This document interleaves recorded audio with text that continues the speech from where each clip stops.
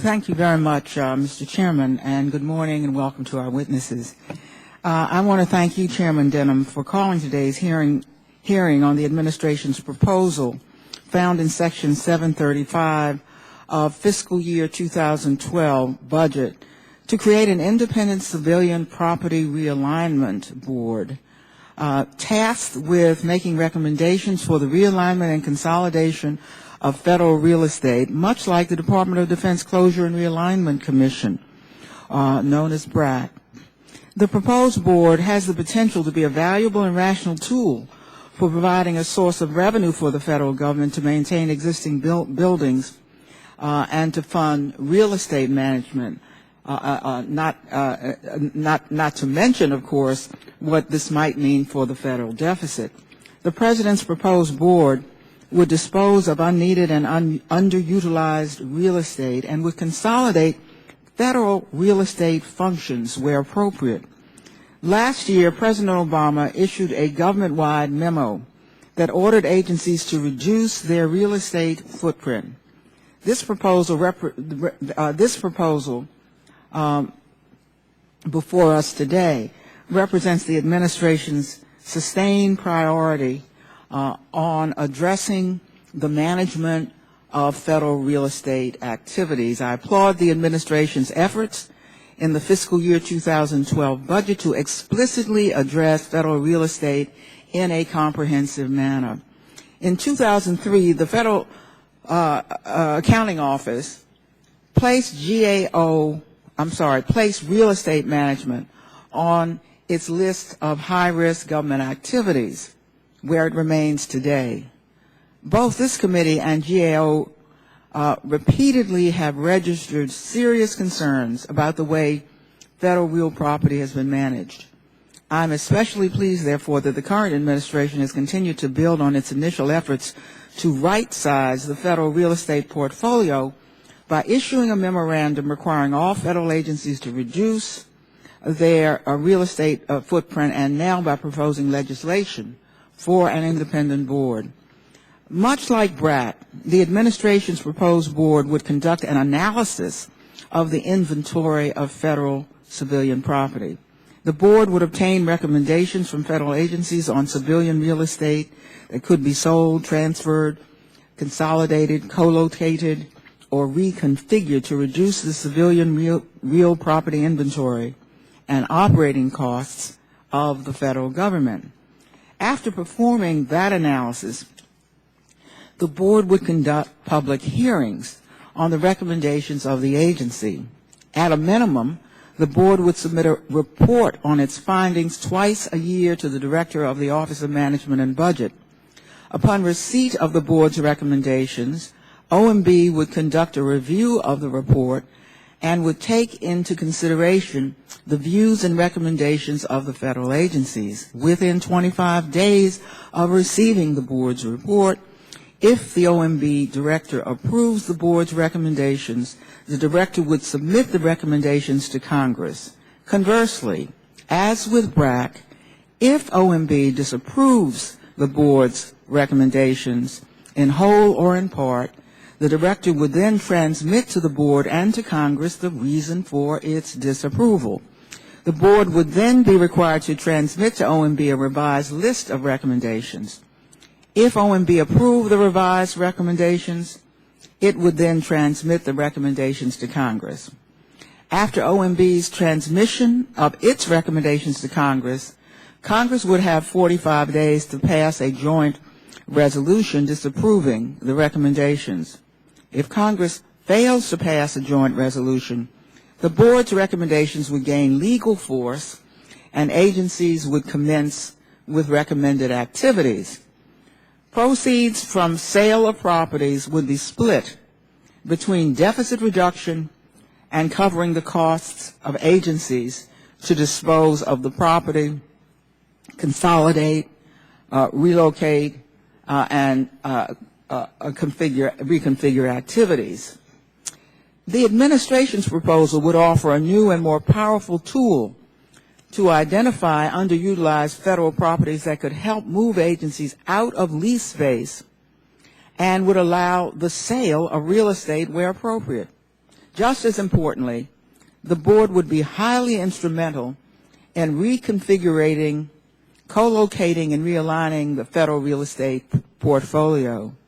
It is impossible to know without a rigorous inventory and analysis whether surplus property equals valuable property in dollars and cents, or if the federal government is really sitting on billions of dollars of underutilized surplus properties for which there is a market. Now is the time to find out, however, and to provide the country with at least one alternative to the mindless slash and burn approach in use in the House at the moment to reduce the deficit. In contrast, an independent board to assess the real estate needs of agencies would thoughtfully and rationally right-size the real estate portfolios of agencies that often lack the expertise to make strategic real estate decisions.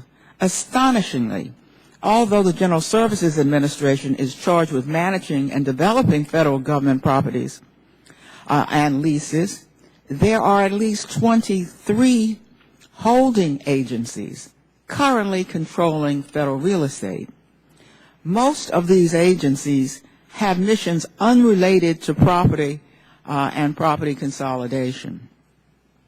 However, according to GAO, the GSA alone holds 282 excess or otherwise underutilized buildings that cost $93 million annually to operate. One of the most prominent of these properties, the priceless historic treasure, the old post office, had to be pried loose by a bill I introduced and got passed into law with strong bipartisan House and Senate support. At the same time, this subcommittee must always take the broad view of real estate. Although I believe the Civilian Property Realignment Board can serve an important missing role in disposing of unneeded real estate, the administration's proposal does not require the sale of real estate assets in a soft market or the sale of properties that hamstring the government's ability to house federal employees in the future. Expert and specialized skill is necessary to dispose of underutilized real estate assets while avoiding selling property the government could need in the future, leading to long-term leasing because of haphazard disposal of underutilized real estate. For example, the federal government was wise to maintain the St. Elizabeth's property in the District of Columbia. The government could not have foreseen the need to establish the Department of Homeland Security. However, there has never been enough space to consolidate agencies in the district, and St. Elizabeth's was a 176-acre federally owned property in the nation's capital.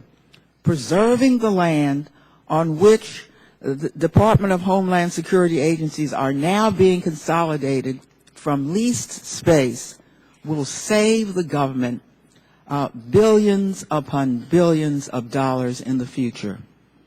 Property that does not fit the long-term real estate needs of the local government should be sold. However, this subcommittee will want to be just as alert about redeveloping its property to earn revenue for the government, like the old post office building, whose request for proposals was just issued finally last week, and Hotel Monaco, developed from the old tariff building, which quickly began to provide a return annually to the federal government. The old post office building is the prime example today of taking an underutilized property that was operating at a loss and converting it into revenue-producing property for federal taxpayers. Ironically, Congress had to force this change by statute over the objection of the Office of Management and Budget. For years, OMB has held on to GSA real estate because of the absence of staff real estate expertise at OMB. If OMB is to take on the responsibility envisioned in the administration's proposal, I will require that OMB finally bring on its staff, expert staff with specific real estate and redevelopment and development experience, a complete whole at OMB that has been there through Democratic and Republican administrations to the great loss of taxpayers, of which the old post office is only the most prominent example. I support the concepts contained in the administration's proposal for a civilian property realignment board to meet the goal of right-sizing the federal real estate portfolio and saving taxpayers billions of dollars. Now it is up to our subcommittee to quickly pass bipartisan legislation that puts this proposal to work. I look forward to the testimony of today's witnesses to help with this task. And thank you, Mr. Chairman.